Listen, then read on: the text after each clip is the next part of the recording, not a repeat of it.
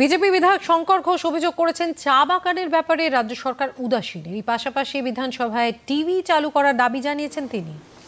মন্ত্রী থেকে মুখ্যমন্ত্রী ওখানে নাকানি চুবানি খাচ্ছে, আর বাইরে এসে খবর করা হয় প্রেস কনফারেন্সের খবর মন্ত্রীদের, সেখানে বিরোধীদের কথা বলা হয় না।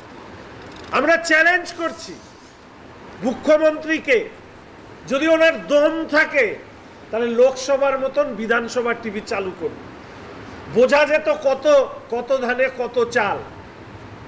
বাইরে আপনি তো অন্যদেরকে ইনফ্লুয়েন্স করতে পারবেন, কিন্তু লোকসভা টিভির মতন তো সরাসরি সম্প্রচার যদি হতো তাহলে মানুষ বুঝতে পারত যে বিধানসভার ভিতরে রাজ্যের সরকার কত আছাড় খাচ্ছে। এইটা না করার কারণে মানুষ বুঝতে পারে। আমার আপনার পরিবারের লোকই তো উত্তরবঙ্গ মেডিকেল কলেজে যায়। 2.5 কোটি 3 কোটি মানুষের জন্য একটা নিউরো সার্জন দিয়েছিল, সেটাকে তুলে নিল। সেইটাকে বলতে যাওয়া মানে কি বঙ্গভঙ্গ?